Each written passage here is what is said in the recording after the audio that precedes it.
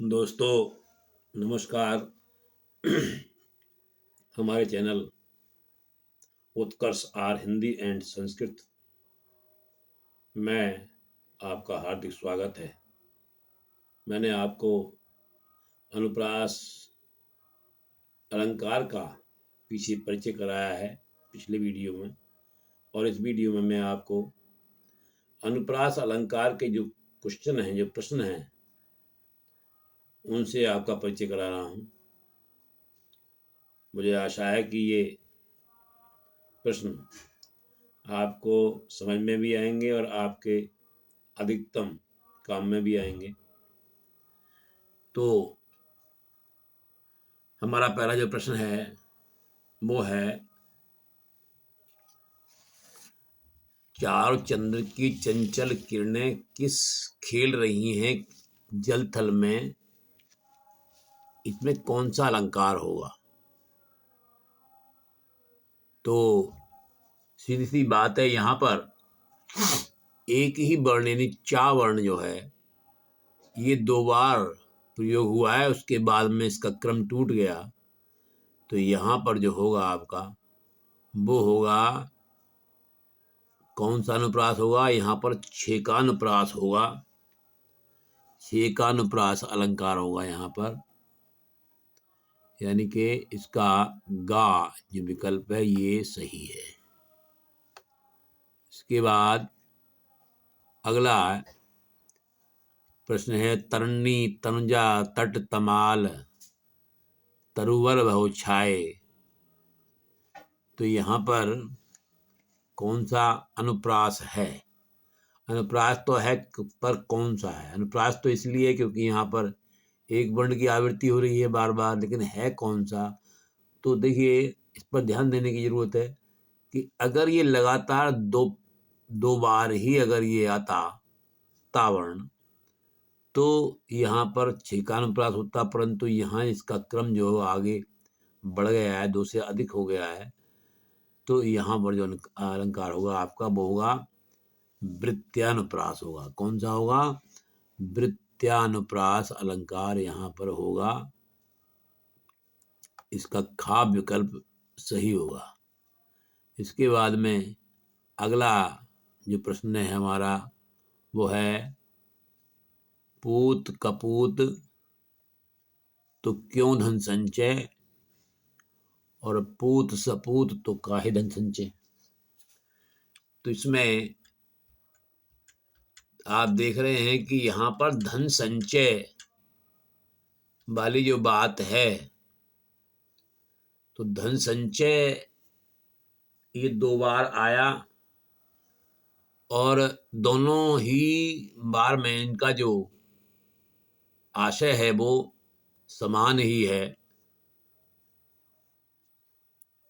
यहाँ पर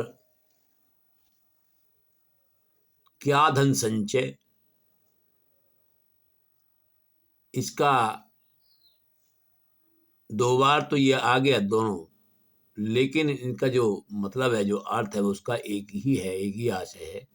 तो ऐसी स्थिति में जो अलंकार होगा वो होगा लाटानुप्रास होगा। कौन सा अलंकार होगा? लाटानुप्रास, यानी इसका जो है का विकल्प इसका सही होगा। अगला प्रश्न हमारा है, तुलसीदास सीदत निषदिन देखर तुम्हार निष्ठाई में कौन सा अलंकार है? तो यहाँ पर देखिए, एक अलंकार हमारा ऐसा भी है जिसमें कि एक ही वर्ग के वर्ण आते हैं। तो यहाँ पर तुलसी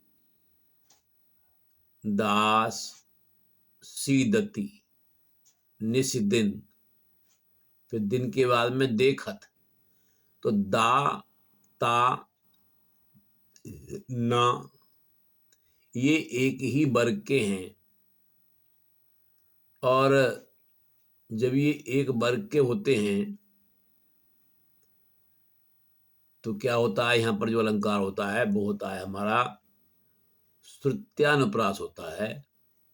तो इसका जो सही विकल्प हमारा है वो है श्रुत्यानुप्रास। विकल्प इसका है घा। ये सही होगा श्रुत्यानुप्रास। इसके बाद अगला हमारा जो प्रश्न है वो है जय हनुमान ज्ञान गुण सागर, जय कपीस तू लोक उजागर। अब इसमें आप देख रहे हैं कि सागर और जागर, आगर, दोनों में आगर हुआ ना। तो आगर का मतलब इसमें यहाँ पर क्या हुआ, यानी दोनों पंक्तियों का जो अंत है वो समान है। इसलिए इन पंक्तियों में जो अलंकार की गणना की जाएगी या माना जाएगा वो माना जाएगा अंत्यानुप्रास, यानी इनका जो अंत है वो समान है, इसलिए ये अंत्यानुप्रास यहाँ पर होगा। यहाँ पर जो होगा आपका अंत्यानुप्रास होगा।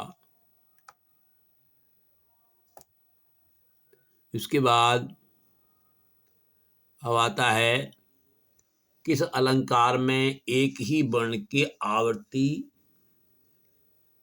3 या इससे अधिक बार होती है। 3 या इससे अधिक बार, तो आपको पता होगा, आप जानते हैं कि जब लगातार 2 बार आवृत्ति होती है तब तो वहां पर होता है 6 का अनुप्रास, और जहां पर 2 से अधिक बार कोई वर्ण अगर आता है 3 बार या 3 से अधिक बार, तो यहाँ पर जो होता है वो वृत्त्यानुप्रास होता है। तो यहाँ पर जो होगा आपका वृत्त्यानुप्रास अलंकार होगा, यानी कि जो इसका सही जो उत्तर होगा आपका वो होगा गा विकल्प। चलिए इसके बाद हमारा अगला प्रश्न है छेकानुप्रास अलंकार में एक ही वर्ण की आवृत्ति होती है लगातार। लगातार कितनी बार? 2 बार, 3 बार, 4 बार या 3 से अधिक बार। तो ये आप जान चुके हैं कि छेकानुप्रास में छेकने का मतलब ये हुआ कि 2 के बाद छेक देना, मतलब यहाँ पर जो हुआ वो छेकानुप्रास हुआ, और ये है आपका 2 बार इसकी आवृत्ति होती है, एक ही वर्ण 2 बार आता है। इसके बाद में हमारा जो अगला प्रश्न है किस अलंकार में उपवाक्य की आवृत्ति होने पर उपवाक्य का अर्थ नहीं बदलता। जैसा कि आपने पीछे देखा कि एक वाक्य में, एक 2 पंक्तियों में एक वाक्य उपवाक्य आया, और दोनों वाक्यों में क्या था कि उसका अर्थ में कोई परिवर्तन नहीं आया, और वो था पूत से पूत का धन संचय, पूत का पूत का धन संचय। तो वहां पर जो है ऐसी स्थिति में जो होता है वो आपका होता है श्रुत्यानुप्रास, लेकिन यहाँ पर जो है इसमें गलती हुई है। यहाँ पर इसको आप छोड़ दीजिए, श्रुत्यानुप्रास होता है, और यहाँ विकल्प इनमें से एक भी वो नहीं है, इसलिए इसको हम काट देते हैं। ये प्रश्न उचित नहीं है। अगला हमारा जो प्रश्न है वो है किस अलंकार में एक ही पंक्ति, किस अलंकार में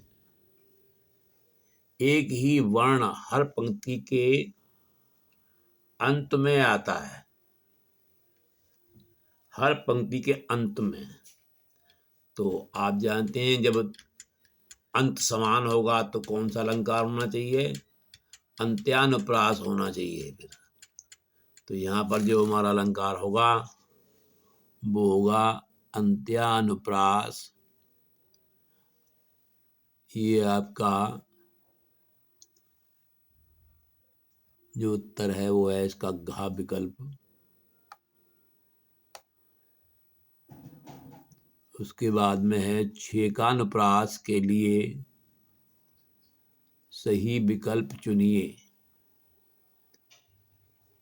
छेकानुप्रास के लिए सही विकल्प कौन सा होगा भाई? एक ही वर्ण की आवृत्ति 3 बार, एक ही वर्ण की आवृत्ति 2 बार, एक ही वर्ण की आवृत्ति अधिक बार। तो यहां पर जो उत्तर है आपका वो होगा 2 बार, यानी 2 बार जो है वो इसका सही विकल्प है।